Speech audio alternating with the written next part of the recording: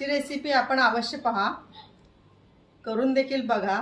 जर रेसिपी आवडली तर रेसिपीला लाईक करा, चॅनलला सबस्क्राईब करा। चला बनवूया रेसिपी। करंजीसाठी आपण आता पीठ मळत आहोत। त्यासाठी मी 4 वाट्या मैदा घेतलेला आहे, चाळून घेतलेला आहे। आता मैद्यामध्ये चवीपुरतं मीठ घालायचे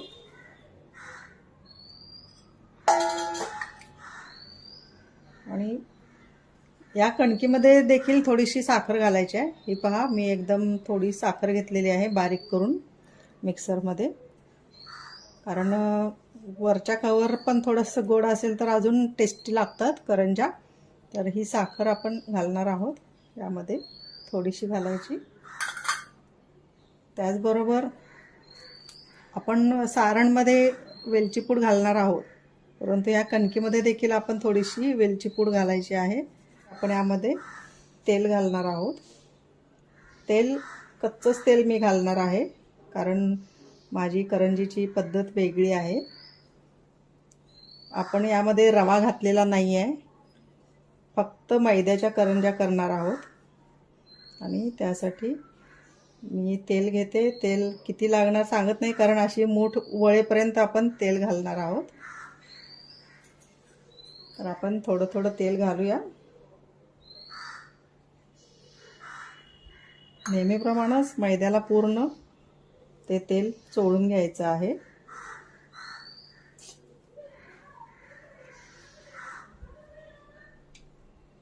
अजून तेल घालते मी। आपण आता एवढं तेल पहिल्यांदा सर्व मैद्याला लावून घेऊया। मी आपण घातलेलं तेवढं तेल चोळून घेतलेलं आहे मैद्याला। आपण बघूया।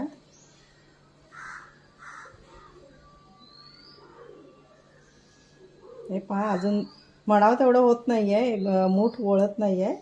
थोडंसं टाकूया आपण अजून तेल। मला वाटते 6 चमचे तरी लागेल तेल। आपण पहिल्यांदा अंदाजे 4 चमचे घातलं होतं, आता हे 2 चमचे अजून घातलेत, एवढं बस होईल। बघूयात। मैद्याला सर्व तेल चोळून झालेलं आहे। बघूया आपण, बस होतंय असं वाटतंय मला।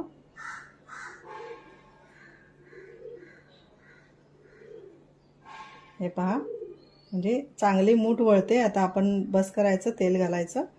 आता आपण हा मैदा मळून घेऊयात। थोडं थोडं पाणी घालायचं आहे। तुम्ही दुधामध्ये करंजीचं हे पीठ मळलं तरी चालतं। मी ही कणिक आता चांगली दोन्ही हाताने जोर लावून चांगली मळून घेतलेली आहे। आपण आता ही एक अर्धा तासासाठी झाकून ठेवूयात आणि नंतर बघूयात।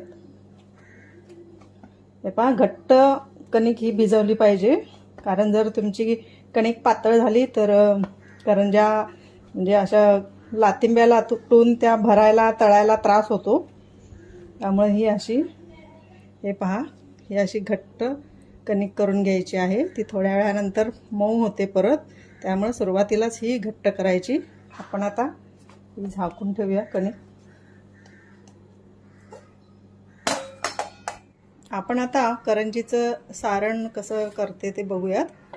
तर त्यासाठी मी हा 1 कप आणि हा 1 कप असे 2 कप खोबऱ्याचं किस घेतलेला आहे। मी या खोबऱ्याची पाट काढून किसून घेतलेला आहे बारीक। हे पहा, बारीक किसलेला आहे। आणि यामध्ये थोडे तीळ, हे पहा अर्धी वाटी, छोटी वाटी आहे। पोहे खायचे चमचे पण आता 3 चमचे होतील, तर हे थोडेसे तीळ घालणार आहे, खसखस घालणार आहे, हे 2 चमचे होतील। आणि हा एक 4 चमचे होईल एवढा रवा मी सारणामध्ये घालणार आहे। नंतर वेलची पूड व ड्रायफ्रूट्स तर आहेतच। तर हे आपण आता सर्व भाजून घेणार आहोत। जास्त कसं आहे, करंजी आपण बंद करतो आणि सारण आपलं करंजीच्या आतमध्ये राहतं, त्यामुळे त्याला हवा लागत नाही। आणि जर तुम्ही असंच खोबरं घातलं ना, तर खवट असा सारणाला वास येतो करंजी खाताना। तर तसं होऊ नये म्हणून ही एक महत्त्वाची टिप्स आहे नवीन करंज्या करणाऱ्यांसाठी, की तेवढ्यासाठी आपण हे खोबरं थोडंसं म्हणजे तेल न घालता असंच कढईमध्ये गरम करूनच त्याचं सारण बनवायचं आहे.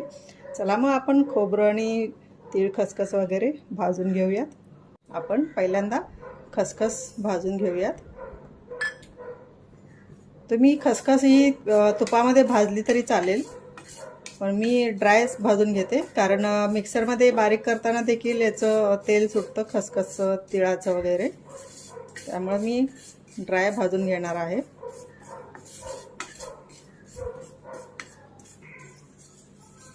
खसखस आपली भाजलेली आहे. मी एका बाउलमध्ये काढून घेते. आता आपण तीळ टाकूया भाजायला.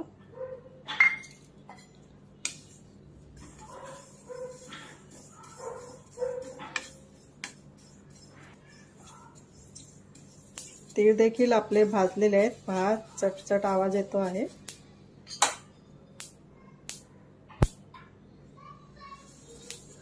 तर मी तीळ देखील काढून घेते. आपण आता हा रवा भाजून घेऊयात.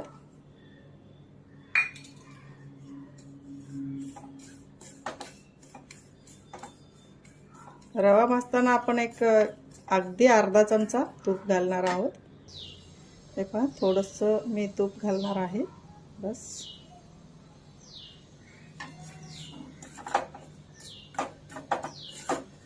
भाजून घेऊया चांगला रवा.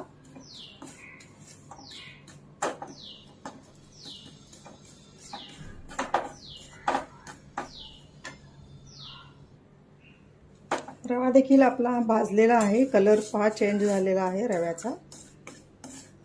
मी हा रवा काढून घेते एका प्लेटमध्ये. आपण आता कढईमध्ये हे किसलेलं खोबरं भाजायला घालून घेऊया.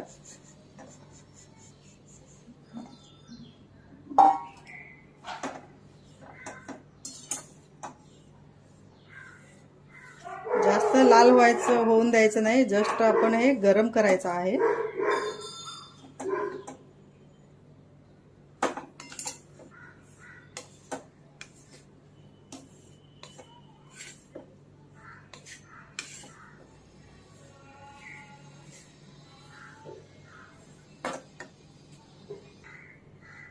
आपलं खोबरं छान गरम झालेलं आहे. पहा, सोनेरी कलर येतो आहे.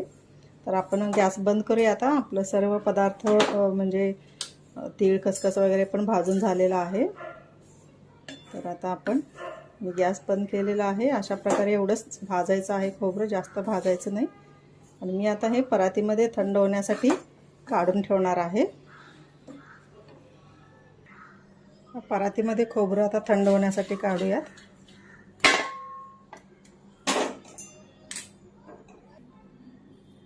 हे पहा, असं सोनेरी कलरवर भाजून घ्यायचं आहे फक्त.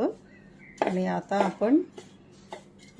मी हे जे खसखस आणि तीळ गरम केले होते ते मी एकत्र काढलेत, कारण मी आता हे एकत्र मिक्सरला बारीक करून घेणार आहे.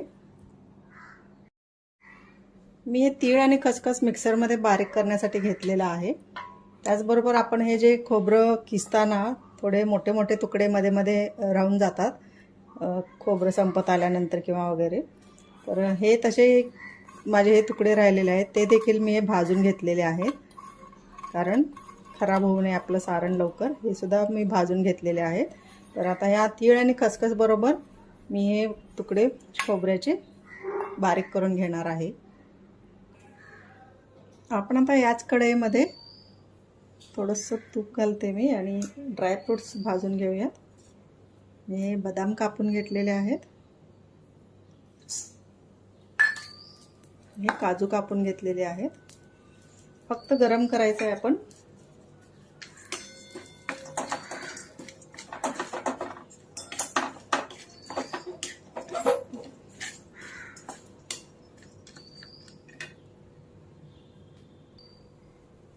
आपले हे ड्रायफ्रूट्स गरम झालेले आहेत.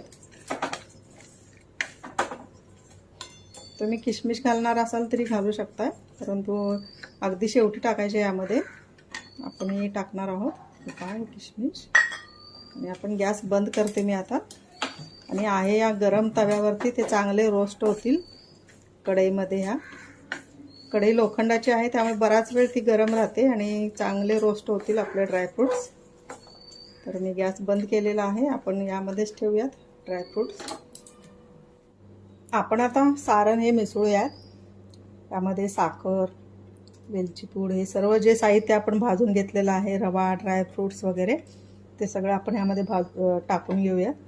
तर हा खीस आपण 2 कप घेतला होता. तर त्यासाठी मी हा 1 कप साखर घेतलेली आहे. आपण टेस्ट करूनच नंतर ज्या कमी पडले तर घालणार आहोत. एवढी तरी लागणारच आहे 1 कप. तर आपण आता यामध्ये पहिल्यांदा रवा घालूया. हा 4 चमचे असेल. त्यानंतर हे ड्रायफ्रूट्स छान रोस्ट झालेत गरम कढईमध्ये. आणि आपण तीळ आणि खसखस बारीक करून घेतली होती. त्यामध्ये थोडंसं मोठं मोठं राहिलेलं खोबरं पण घातलं होतं. तर हे बारीक केलेले तीळ खसखस, मस्त वास येतो तीळ खसखसचा. आणि ही आहे वेलची पूड. पोहे खायचा चमचा अर्धा चमचा असेल. तर ही आहे वेलची पूड. तर आता ही साखर घालूयात. आता हे आपण मस्त सगळं मिक्स करून घेऊया. साखरेच्या ऐवजी तुम्ही गूळ घातला तरी चालतो, कारण गुळाचे देखील करंज्या छान होतात. जुन्या लोकांना साखरेपेक्षा गुळाचीच करंजी आवडेल.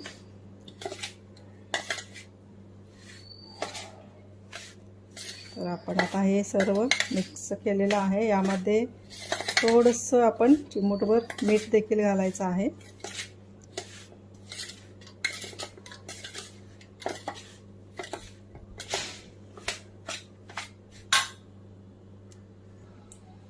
आपण अगदी थोडंसं यामध्ये मीठ घालूया.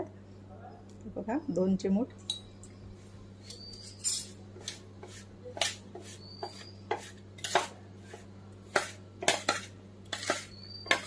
आपलं हे सारण आता तयार आहे.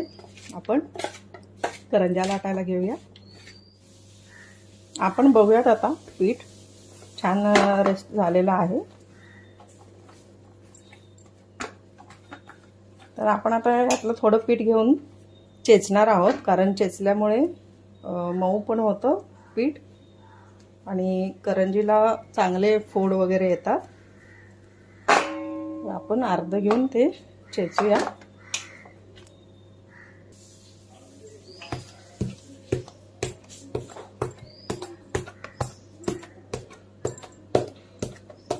आपण या साठ्याच्या करंज्या करणार आहोत. त्यासाठी आपल्याला साठा बनवायचा आहे. तर मी एक 5-6 चमचे कॉर्नफ्लॉवर घेतलेला आहे. तुम्ही मैदा घेतला तरी चालेल.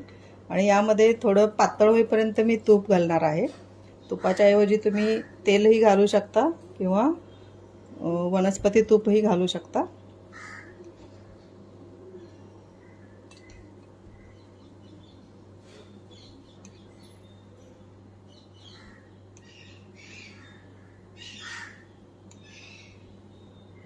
आता मी हे 5 चमचे तूप घातलेलं आहे. बघूयात आपण मिक्स करून. लागेल तर अजून घालायचं आपल्याला.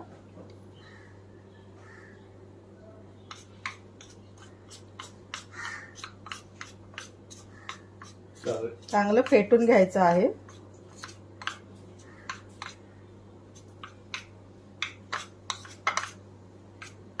अजून लागेल आपल्याला तूप.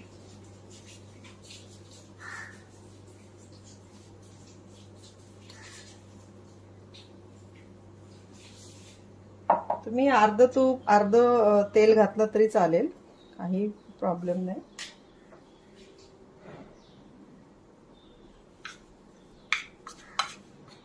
आपण आता हे हाताने फेटून घ्यायचं आहे चांगलं.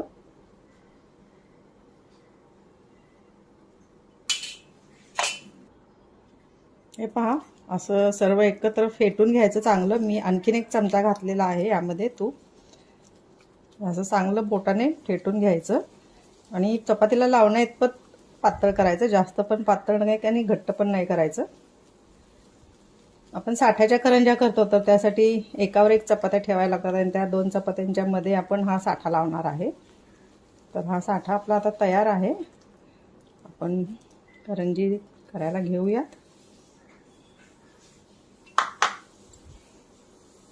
आपण आता या पिठाचे चपाती एवढे गोळे करूयात, कारण आपल्याला पातळ चपात्याच लाटायच्या ह्याच्या.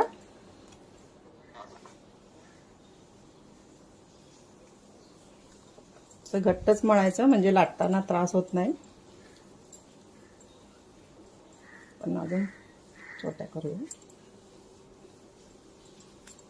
तर अशा आपण गोळ्या करून घेऊया. आपण हे चपाती एवढे एकसारखे 5 गोळे तेवढ्या कणकेमध्ये झालेले आहेत. तर आपण आता लाटायला घेऊया. आपण आता लाटूयात एक एक चपात्या.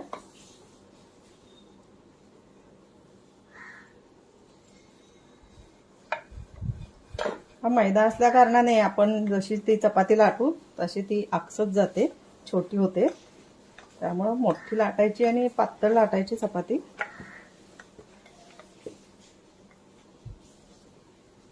माझी आता एक चपाती लाटून तयार आहे. मी पूर्ण पोळपटभर ही चपाती लाटलेली आहे आणि आपल्या नेहमीच्या नॉर्मल चपातीपेक्षाही ही पातळ आहे. हे पहा, जेवढे पातळ कराल तुम्ही तेवढ्या खुसखुशीत होतात करंज्या. आणि आता ही पोळपटभर आहे, परंतु मैदा असल्या कारणाने ती आकसून कमीच होणार आहे. तर आपण आता ही दुसरी लाटून घेऊया चपाती.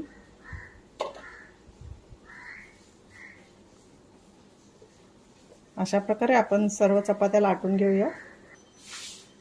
माझ्या या सर्व चपात्या आता लाटून झालेल्या आहेत. तर काही टिप्स ह्या नवीन शिकणाऱ्या लोकांसाठी आहेत. तर आपण ज्यावेळी ह्या चपात्या लाटून घेतो त्यावेळी ह्या परातीमध्ये मी ह्या टाकलेल्या आहेत एकावर एक.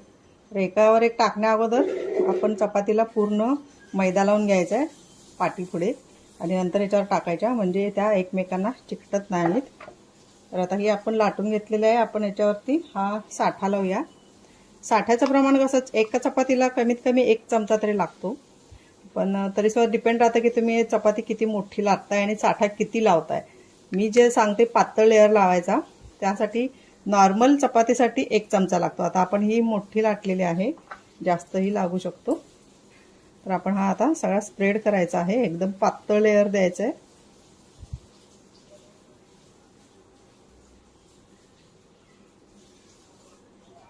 मला हा एकच चमचा बस होणार आहे साठा. पूर्ण अगदी काठापर्यंत लावून घ्यायचा सगळीकडे.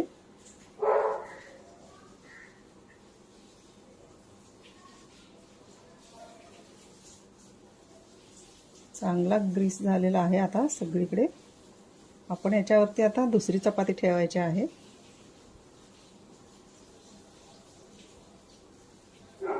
आपण यावरती दुसरी चपाती ठेवूया. हे पहा,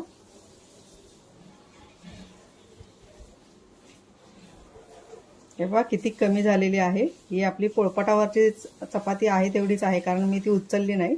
आणि ह्या ज्या आपण पोळपटभर लाटलेल्या चपात्या त्या कशा आकसून कमी झालेल्या आहेत. No problem. आपण आता याला साठा लावून घेऊया.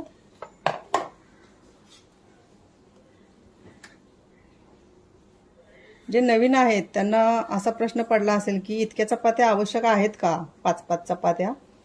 तर असं काही नाही आहे, कारण तुम्ही जितक्या चपात्या जास्त ठेवाल एकमेकावर तेवढे लेअर, तेवढ्या पापुद्रे जास्त येतात. तुम्हाला 3 चपात्या पण तुम्ही ठेवू शकता, 4 चपात्या ठेवू शकता. 2च्या अगदीच खूप कमी लेअर होतील, पण होऊ शकतं, होत नाही असं काही नाही. तर आपण अशा प्रकारे सर्व चपात्या एकमेकावर ठेवून घेऊयात. आपला आता 5 चपात्यांना साठा लावून झालेला आहे. हे पहा, आपण आता याचा रोल करूयात. रोल करताना एकदम घट्ट रोल करायचा आहे.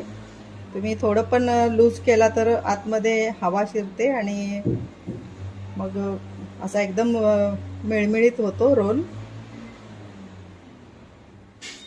तर असा घट्ट रोल करून घ्यायचा आहे. हे पहा असा. आणि एकदा सुरू केलं की थांबायचं नाही, थोडं थोडं असं म्हणजे जागा शिल्लक राहत नाही 2 चपात्यांमध्ये अशी. असा रोल करायचा आहे.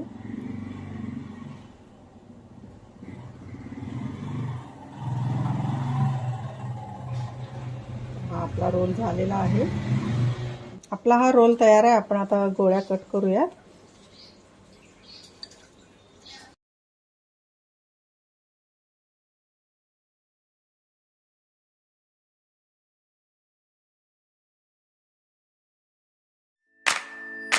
आपण या गोळ्या आता एका प्लेटमध्ये काढूया. त्याच्यात थोडासा मैदा घालायचा म्हणजे चिकटत नाहीत एकमेकांना.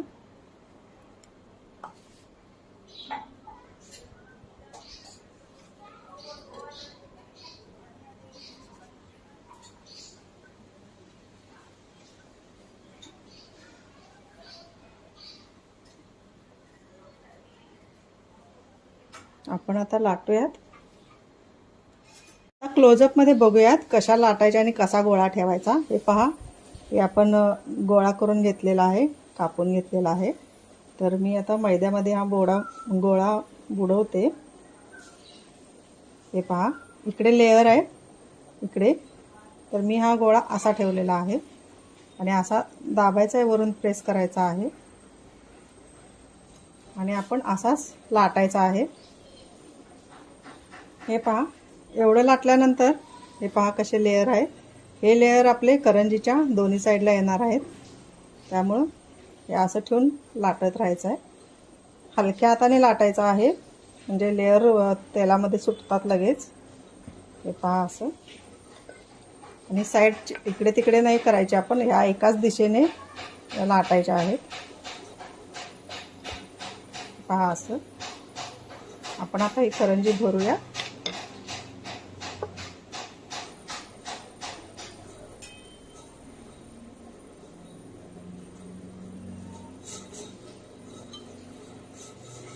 हे बंद करायचं आहे. बंद करताना बाहेरचं थोडंसं लाईट दाबायचं आणि हे पहा इथे प्रेस करायचं. काठ सोडायचे आणि इकडे प्रेस करायचं म्हणजे हे लेयर आपले सगळे सुटतात, असे खुले होतात तळताना. हे पहा. तर ही अशा प्रकारे आपण या करंज्या लाटून घेऊया. आपल्या ह्या आता सर्व करंज्या लाटून झालेल्या आहेत, भरून झालेल्या आहेत. आपण आता तळूयात. या अगोदर देखील यामध्ये करंज्या तळलेल्या आहेत, त्यामुळे तेलामध्ये मैदा आहे.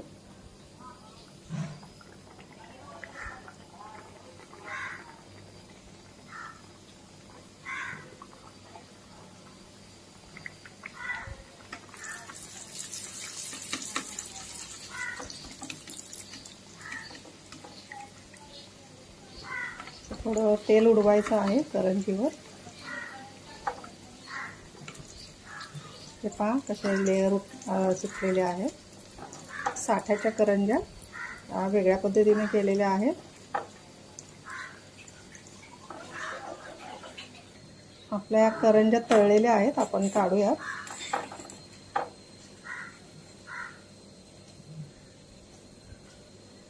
हे पहा कसे पदर सुटलेले आहेत.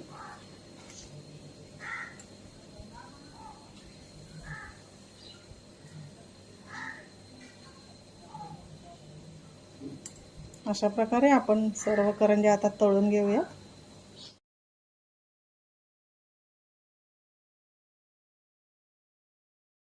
आपल्या ह्या साठ्याच्या करंज्या, पुडाच्या करंज्या आता तयार आहेत. बघा आपण हे लेयर कसे सुटलेले आहेत मस्त. हे पहा एकदम कुरकुरीत झालेल्या आहेत करंज्या. आपण आता अजून थोड्याशा गरम आहेत ह्या. हे पहा.